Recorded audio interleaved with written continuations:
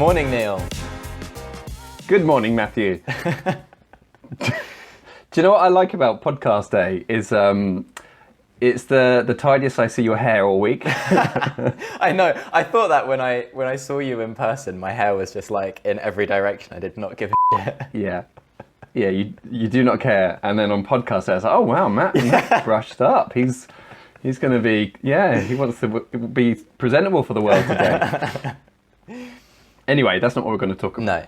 So what's our highlight been, Matt? Right, so I think our highlight of the week definitely is that we have made our first organic sale of a physical product. Whoop, whoop. Whoop, whoop.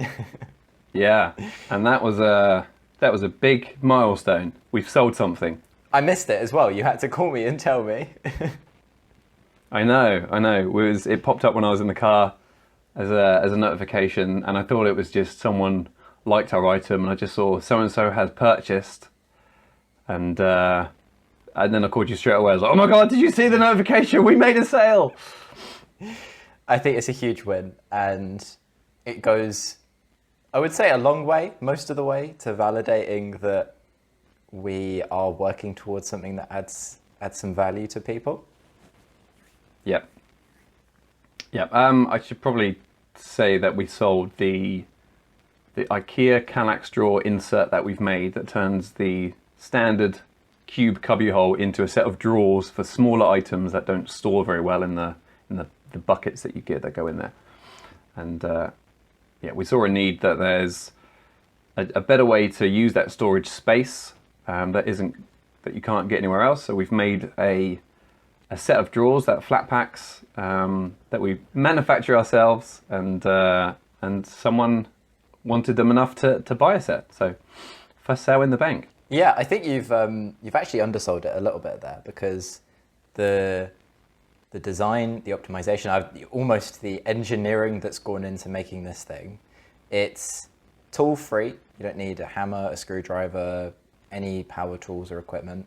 It's glue free, and it relies on some very carefully toleranced, well-engineered clips and laser cut bits of wood.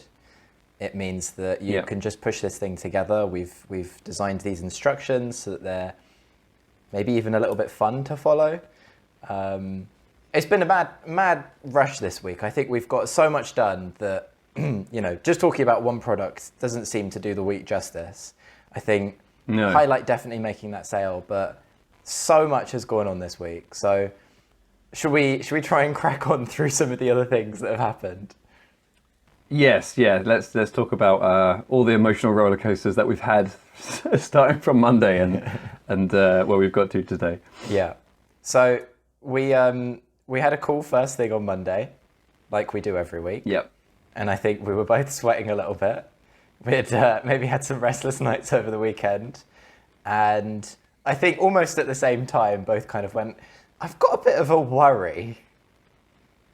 And I don't know. Do you want to just elaborate on how that conversation went? Do you know what? It's been such a long week. I can't remember what the worry was. Was it that we were running out of time? Was that the worry? Yeah. So it was that was it. So we was worried that we were running out of time. We don't have endless amounts of time, and we want to make a product or a series of products that can sell themselves. We have an automated manufacturing line, so we don't have to physically make them ourselves, and have that set up by the end of the year so that it's enough revenue to sustain us for the next bigger chunk of the project we want to undertake.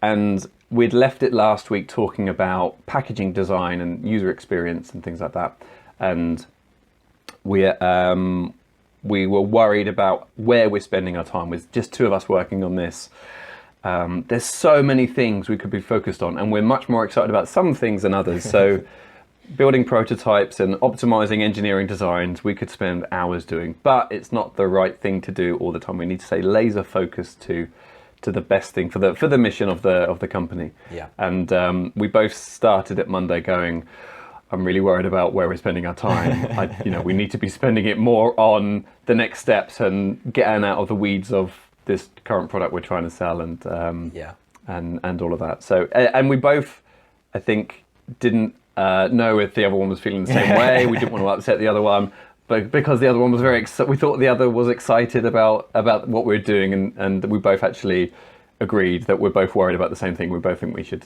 not change direction, but drop the things that don't add the value right now and focus on the runway stuff. Yeah. So that was reassuring. Yeah, it's a really simple, it comes down to, right, we sell this thing for X amount of money, but how much time does it cost us to make the thing that we're selling for that much money? And, we're going to start talking about outsourcing some of the processes if we can, or at least investigating that in probably in the next week. But we need to be co-founders of a business as well as manufacturers and suppliers and designers and engineers and all of the other million hats that you wear when you're trying to start something like this. Social media managers. Yeah, podcasters. Yeah, all of those. Time sinks. Yeah. So I think that's a nice sort of transition into what we decided the next steps should be. And there's a point here on a lot of the big names, the success stories that you will have heard of, your Steve Jobs or Dyson or whoever it is. And they kind of talk about this like intuitive, oh, I thought this was the right direction to go, and I made that decision, and we developed the product. And I kind of hear these things and I get a bit annoyed because it's a bit like a lottery winner or a famous pop star saying, oh yeah, you can make it, it's easy. And it's like, it's not that easy. You guys are one in every, billion people that make it like that. There's processes that we have tried to develop over years of design and engineering and experience and scientific development and research to try and make sure that these, developments lead to positive outcomes. But they very rarely talk about validation through users or how you try and reassure the business that where you're heading is the right direction. And there's a lot of opinions around this, but given the constraints that we have decided that we need to be as in touch with people as possible from the beginning and not just say, right, I've got an idea or I've got even a new technology. Oh, technology first, don't get me started on that. But there's a problem. There's a problem that people have. Let's validate that there's a problem these people have. Let's work out what solutions work to resolve that problem for people. And so that's kind of the theme of the week. It will be next week as well, is how we engage with people and work towards validating the problems that we've hypothesized. I think it's worth just talking a little bit about, you mentioned technology first. I guess it's also the solution versus problem first. Or maybe I think we were going to talk about it a little bit later on. Essentially, there's two ways of tackling a problem or tackling something. You've got this idea. I've got this technology. It could work here. Then you've come up with a solution. You're trying to find a problem that it can solve, and that's a solution-first approach. You've come up with this, jet-powered roller skates, and it can be used for people who need to deliver pizzas really fast, and there's no road. You sort of try and wedge it into somewhere. But if you've got a problem-first approach, you look at the problem, and you're not set on the type of technology you're going to use. You look broadly about all the different ways to solve it, so that you're actually solving a problem for people, and you're not stuck on one particular solution. You can solve it with any number of ways. You've got that freedom. So that's both do work. You've got to think of like the iPhone. People didn't know they had a problem there, but they just said, I'll get this idea for the technology. And it does work, but it's much rarer than the other way, where you address people's problems and solve their problems for them first. Yeah, and I think there are instances again where also technology first works. I'll come back to Dyson. Like the Cyclone was obviously the right solution for bagless vacuum cleaners, but you have to have the problem in the first place for this to be a product that works. And so, there's always two sides to the story that we're talking about. But I think generally speaking, the biggest trap that businesses can fall into is being technology first or being solution first, and you end up looking for all of these places that you can try and pigeonhole a solution that you've already worked on, and you've got all of this effort and this capital and this time spent on something that actually doesn't really fit anywhere because you haven't understood the problem first. Yeah. We also tested we tested a unit, the shelving unit that we sold.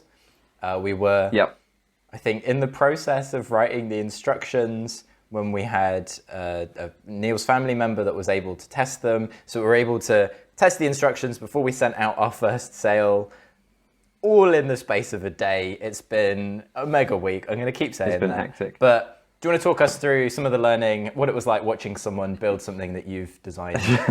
Yeah, so it's hard not to get annoyed when they're not doing it right. When you're an engineer and you've engineered this thing to go together this certain way, and they're not doing it how you want them to do it, but you've got to remember they're the user. So if they're not doing it right, you've designed it wrong.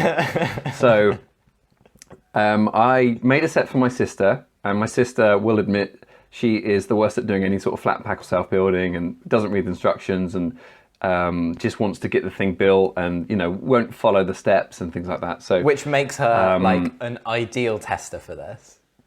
Perfect tester, perfect. So it was like, great, this could go terribly wrong. This is what we want. So we want to know where it goes wrong. So I'd give my sister a big pack of flat pack with all these clips, and the instructions were hot off the press. So I think I'd even sent her half the instructions that were version 2, because it was going through and updates and the graphics. Yeah.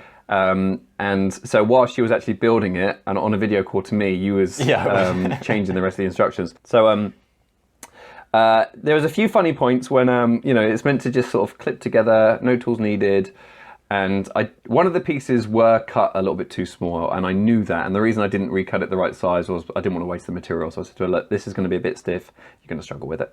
But I sent Matt a picture. Maybe we can just flash it on screen in the edit of this thing falling apart and a rolling pin in her hand as she's trying to bash it together. So it really was a nice snapshot of how not to do it. But luckily she did get it together, and that was because we knew it was manufactured a little bit wrongly, and we've corrected that issue.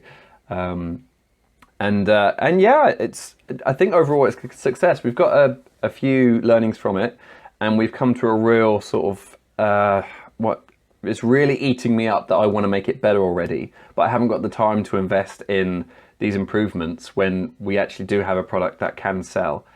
And we're limited on time. We don't have a big team. It's just us two. We're doing everything. So it's, where do you spend the time? And I really want to just stop everything and spend a week of more prototyping and fine tuning and all these things.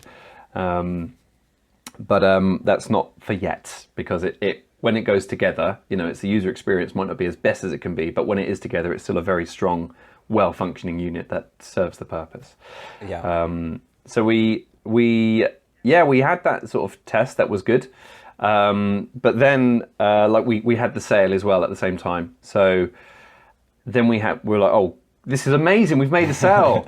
Oh crap! We've got to make this thing. We've got to package this thing up and send it, and it's a real user who expects a certain level of quality, and we need to make sure that it's perfect. So we sunk a lot of time into making sure our first customer got the best experience from our product, so they can leave a good review. And we spent a day on the instructions. I think that was not anticipated, because we had screenshots of each angle as it goes together, but then we realized it didn't print very well, you couldn't see it, so we had, I'm not sure where that decision came from. I think Matthew just sort of decided, nope, I'm going to do this differently, and what turned into a quick an hour on instruction turned into a whole day of instruction writing.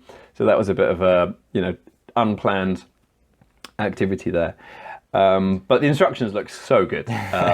Maybe again we can just flick through on screen and give a few screenshots of what they look like now, which is awesome. I think it's the element that comes up a lot in development is there's just so many things you don't know are going to take up time. And with even as simple things like, I had most of the pieces to ship something out, but I didn't have all of the pieces, and I've got the 3D printer that's more reliable. Neil's is in pieces at the moment. And Neil's got the laser cutter that we use to cut these things. And we live, 60 miles apart, if not more. I don't know. I mean, it's a good couple of hours if you're in traffic. Yeah. And it's the logistics in getting all of these pieces together, and then you don't know what you have to do until you do it once. And so I was so excited when that organic sale came through, because it's not family or friends where you can get away with putting it in a carrier bag and hand delivering it, or, you know, they'll be nice if there's a scuff, or you can call them on the phone and walk them through the steps if they don't know what they're doing. It's every element now had to be the Invention Junkies standard of what we hold ourselves to, and it had to go out on time, which was far too tight a turnaround time on the store. Yeah. And like the instructions weren't even made when the order was put in. It was on, you know, our list of things to do. We'd barely started. I'd chucked a document together with like, put this bit here. And it's like, well, that's not good enough. Someone needs to know how this bit goes there and which direction and how much force to use. And there needs to be an image and like it needs to be really clear. And so I think that was part of why we went to the effort of redrawing stuff, was because there were screenshots of sort of this 3D CAD model, but that is a technical drawing for a technical person. And I think even with some of the best instruction booklets, your, you know, IKEAs or Legos, they can also assume that you understand the pieces. You know, there's a level of familiarity with what you're working with, especially with Lego at least. And these are new pieces. This is a new system of assembly. And it's not like using a screwdriver, because there is no screwdriver. You've got to use clips that you've never used before. And so everything needs to be quite explicit in the way that you put it together.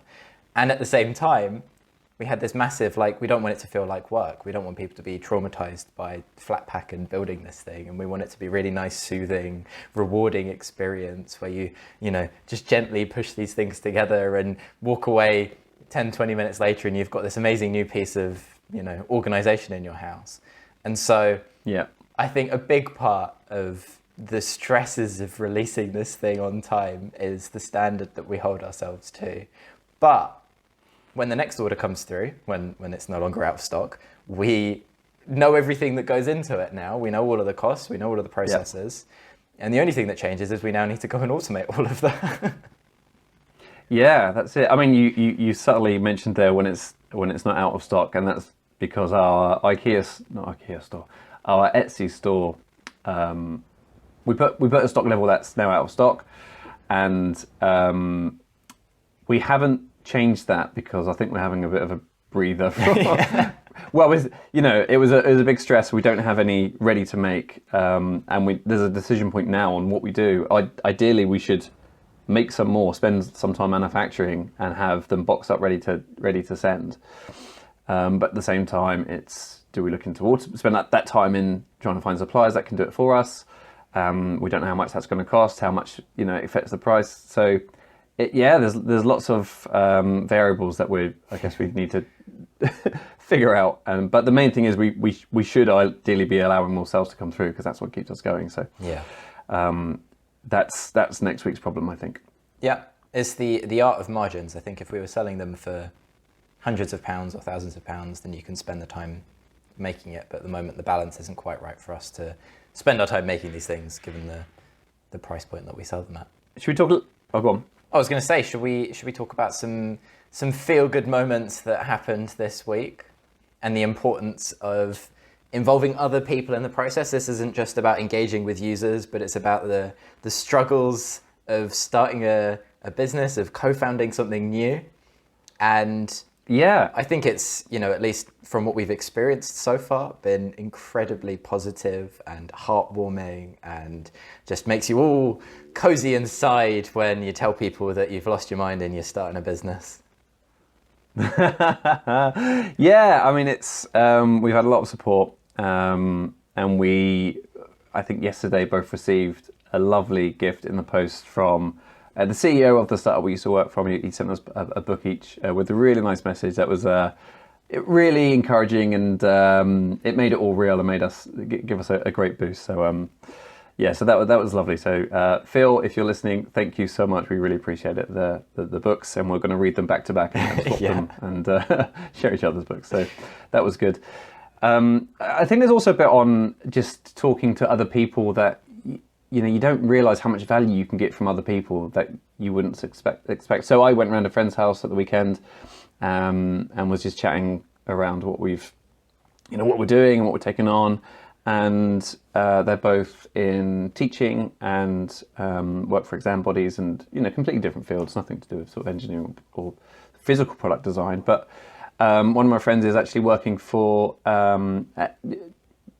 as a product manager for a body that sells like music exams and things like that. So she had loads of ideas and opinions on the right way to release a product. And after a bit of a chat, has recommended a book, which we can probably link. Yes, the really good idea test book, which we both have a copy of. I've borrowed the copy, and it's really nice because it goes through the right steps to testing an idea. And although there's some bits that we pretty knowledgeable on, there's other areas that we hadn't thought of. But I think the way it's structured, I'm personally finding that it's getting you to write things down that you might think is not really adding much value, but it makes you think about the different types of user and how you're solving that problem for them, the difference between the user and a customer. So for example, if it says these storage drawers for the IKEA unit, it might be that the parent's the customer, they're buying it, but it's the child is the user because they've got all the stuff that they need to store and use better. So how you address it for the parent, how you address it for the child, or the user and the customer and all these other people in it. And there's lots to it. And I think every step of the way you go through, it says, oh, write this out. Identify the risks in this sort of way, and you tend to think, oh, I'm not really sure how this adds much value, and you go through it, and then and then in doing that, it unlocks another thought that you hadn't had before about how another angle that you need to be taking it, or sort of the right questions you need to ask for user testing to actually sort of mitigate risks that might come up, or why someone might not be interested in this sort of thing. So it's good. We're working through it, and that all just came out of just a conversation over a cup of coffee with a friend. That out of the blue, I didn't even think to ask for sort of any sort of help or advice. But there's lots of people out there who's got lots of really good ideas, and it was a really nice reminder that we should be speaking to as many people as we can, because it's all about the connections, right? So I think we are open to advice from all angles. Exactly. Let's make this a bit of a call to action. And if you're listening to us and you've got a thought that you think you can share with us, you've read a book that you thought was worth referencing, then send us a message, get in touch, because we don't just want to hear from you, we need to hear from you. We need as much help as we can get to make this thing work. So we touched briefly on when we were driving, when we called each other, and we was actually meeting in the middle of where we live. We trying to meet up once a week, and to make it fair on travel. Matt, you came to me last week. This week we said we'll meet in the middle, and next week I'll come to you. And in the middle, we found a website that calculates the most central point, because obviously we couldn't just pick a spot; we had to do it accurately, and use a website that to the nearest mile, minute of travel. Yeah, and you can change it by mile or by distance and time. And we turns out Farnham, lovely sunny Farnham, is the middle point between us. So we found a coffee shop. So we found our new. Yeah, we found our new headquarters. Yep. A glamorous open space. It's got amenities on site, coffee facilities, eating facilities, plenty of seating, free parking. Yeah, and there's if you need to refuel, the local river. Yeah. Petrol station. Yeah, it's on some really sort of main roads, so if you need, easy to get to. This is, of course, the Farnham service station that has a Starbucks. Yeah, and that it was. It worked okay. We managed to put our heads together. We worked through these user testing scenarios that we're working through the book. It was a horrible day. It was pouring with rain, which didn't really help things. It was miserable. Yep. And you were still recovering from your latest flu. Yes, I was. So by the end of the day, I was after the drive and in the rain and the heavy brain work we'd done. Yeah, I was about done. There was a moment, so we'd moved halfway through so we could get lunch and sit down somewhere else and change scenery, which was, as it happens, a different Starbucks. But you turned to me after we'd been doing some sort of semi-independent work, and you were like, I think I'm done. I think you just, there were no reserves of energy left behind those eyes. Yeah. Yeah, that was it for me. But yeah, so I think highlight of meeting in the middle, obviously, is always the sharing of ideas, the fact that we can co-review stuff, work through stuff so much quicker. You can just really crack on with stuff without worrying about all of the extremities that you have to when you're digital or not in person.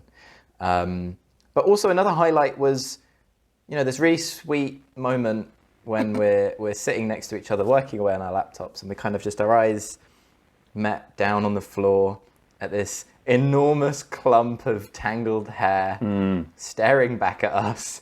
And I think the most disturbing thing is the fact that it looked like it had been ripped from someone's head. There was definitely this. But yeah, so I think it's just, that really heartwarming moment of, we're in this as a new business. And we both had the same thought. You said to me, how much to eat it?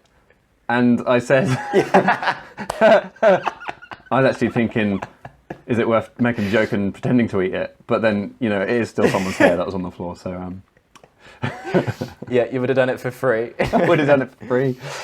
Luckily, didn't go in on. But this is a really nice segue into our new segment, which is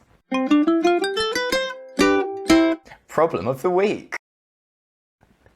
So we like to think about the most ridiculous ways to solve problems. If technology wasn't a barrier and we could do anything, and we think it would be nice to talk about how we would solve everyday problems that aren't really, I guess they're first world problems, and what technology could do it.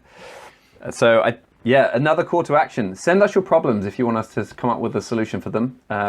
We will not make them. Absolutely. But we will talk about what they were. And the problem this week was haircuts. Yeah. Big pain of both of us. I hate getting my haircut. I hate it so much. Why do you hate getting your haircut, Matt? There's a lot of awkward encounters on the road to just getting in the chair. And then you're in the chair and there's this kind of stranger, semi-stranger, maybe it's someone that you regularly see, but you don't really know them, doing stuff to your head. Yeah. And you don't really know if it's the stuff that you want done to your head until the end, when it's too late to reverse any of the stuff that's just been done. And there's my favorite moment where they hold the mirror up and they say, what do you think? And you think, well, I very rarely see the back of my head, so I don't really care. And also, if I didn't like it, what are you going to do about it? Because it's done now. So you always go, yeah, nice, looks great. Yeah, and I always think, God, back of my head looks weird. That's well, what can you do about that? I mean, there's.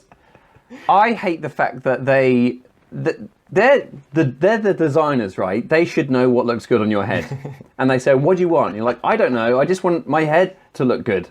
And make it look like it did 3 weeks ago when it was shorter. and normally if you change them up, it's always someone different. So you need to know the lingo. You've got to say, "Oh, I want to fade it. I want to fade now." And so if you got to understand what that means. So a 2 fade means it starts at a 2 and then gradients out. Skin fade means back to skin. But you can then have a high, middle, low fade because that dictates. And I've only recently learned all these terms. I didn't know. That's what I wanted before, but I didn't know how to ask for it. So I remember once I said, "Oh, I'm going to have a skin fade" to the hairdresser. And they went, "Oh, really?" I went, "Yeah, but not loads of skin." And he's like, "Well, no, skin fade's skin. It's like skin all over the back of your head." And I was like, "Oh, that's not what I just want it short around there. Number 2. I'll have a 2." Because it just put me off. I didn't know how to ask for what I wanted. So it's horrible. It's like, I hate getting my hair cut. And then like I said, they're touching your face. and then all this stuff. And there's that one time that, sorry, I'm on a rant now. I'm really, No, I really wanted you to get to this point and tell us about the experience where you couldn't see. I think you just tell us what happened.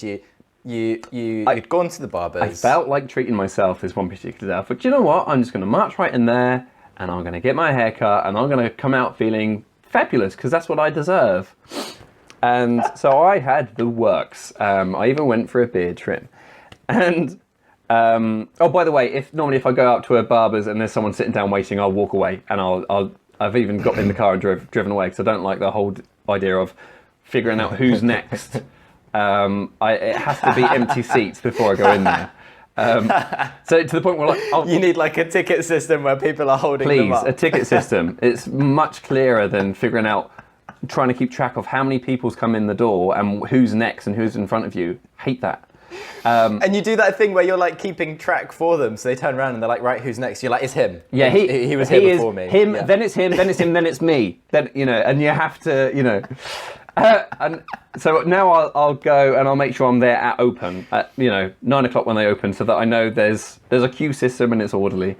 Last time I got my hair cut, I did that, but then they didn't open and it was gone 9 o'clock, and I was like, well, screw you then, I'm going to go around the corner because you're not open. Went around the corner and got the worst haircut of my life. That's another story, I'm not going to go into it today. But anyway, this one particular time, I was in the chair and went for the haircut and the beard trim, did the beard trim, and he said, do you want a hot towel? I don't know what that means. I had no idea what that meant. I thought maybe it's a hot towel shave. Because when they do a beard trim, they sort of shave your neck and stuff. So I thought maybe it meant, do I want that before he shaves it? So I said, yeah, sure. And he just looked at me and had this little smile creep across his face. And he was like, sure, I'll get the towel. And he walked off. And I just thought, He goes around back and he's like, we've got a hot towel. We've got a hot towel. We rang the bell, ding, ding, ding, ding, ding, it's a hot towel. And by this point, a lot more people have come in. So it was getting busy.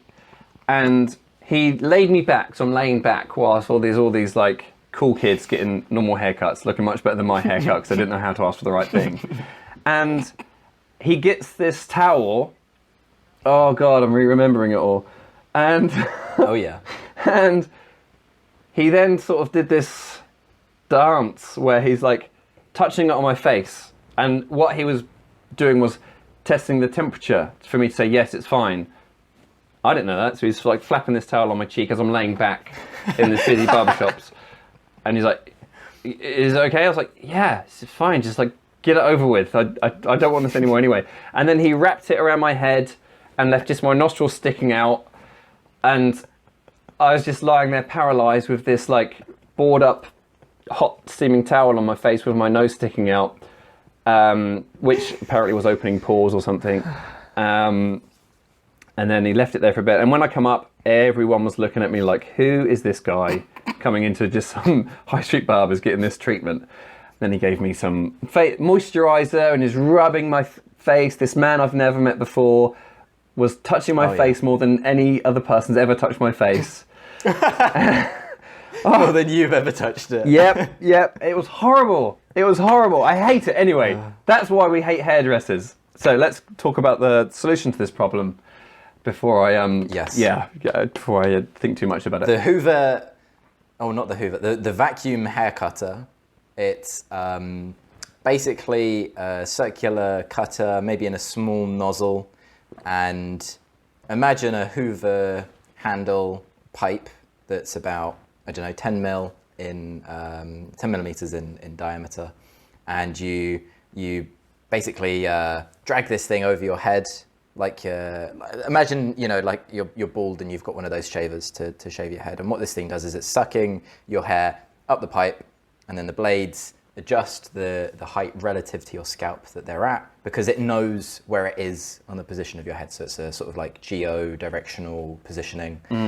It knows where you are. It says, right, I'm at the fringe. The fringe is 2 inches because that's the haircut they've chosen. Through that app, you just pick, like on Sims or something, you pick the haircut you want to come out with, like an avatar builder. 2 inches at the front, right? I'm at the front. I've cut the front, right? Now the sides. Oh, this is going to be 1.5 inches. Oh, I'm towards the back. Okay, this is a shorter bit.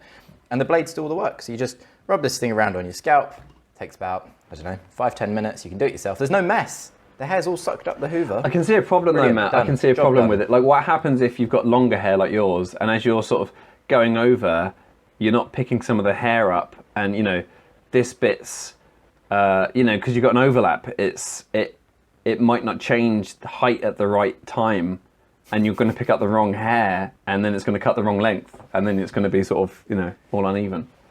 I think that's more in the design of the nozzle. Okay. I think give the engineers a chance, and so that's the idea. Someone can make that. I will pay. I don't know, how much does a person pay a year on haircuts? I think that's what you could charge. Yeah. Well, there's another option I thought of. Well, actually, there's a guy on YouTube who made one. I think it's during COVID. He was he makes these ridiculous sort of inventions, and it was a robot barber basically. So he had a ring that he put his head through, and it was basically clippers that had this sort of motion that went around, and it was on a big ring. And then I forget how he did the top. But the really funny thing about it was that because of the height of where his head came up, it didn't quite get the back. So it actually, by design, cut a mullet in. So he had like a real longer hair bit at the back, and it missed it. So I would, if it worked, if there was a system where you could just put your head in, or even if it's like you hang upside down in these gravity boots. Head in a hole. Yeah. So all your hair's sticking up. And then it's just like you cut the lawn. It's, you know, it just cuts everything. That would be much. I'd buy one of those. Gravity boots. Got it. The cure to bad haircut. Right. So on to something a bit more serious. Yes. Okay. We met in our lovely HQ where we've now digressed about hair for I think long enough, and worked through 3 problems that we'd defined at our last meeting. These are areas that we think there is enough friction to investigate if there is energy for us to create a solution. So we worked through the 4-step hypothesis writing. I could see Neil kind of drooling and his, you know, brain leaking out through his ear. I was unwell at the time, just to, you know. I was trying to defend yourself. I was struggling with you know, just staying conscious as well as trying to think hard. So yeah, I'm not normally that brain dead. I am being a little bit cruel. We came back to it the next day and then worked through the next step, which was all about the risks that you've uncovered by working through these things, come up with the questions, and we have written a user survey that we're going to test and send out and essentially lead into creating focus groups or user groups so that we can develop products, if these are problems worth solving, that actually solve a problem for people. And so we've done that on top of a week where we, you know, sold a product, developed all of this stuff, editing podcasts, doing social media. There's just so much going on all at once, and it's just another hat you have to wear when you're doing all of this. Yeah.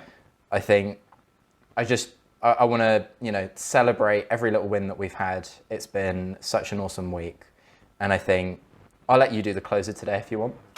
Great. Well, I think I'll put a little call to action in and say now that we have these surveys ready to go out, or close to ready to go out, we need people to survey from all different user groups. And the bigger range that we've got, the better it helps us to understand whether what we think are problems for people really are problems for people, and how they deal with those problems, and whether the things we're thinking about are the right sorts of things. So please get in touch if you want to be one of us, the people that we survey. And you do have to put a little bit of time into the survey, but it will help us. So on that note, please help us, and Invention Junkies out.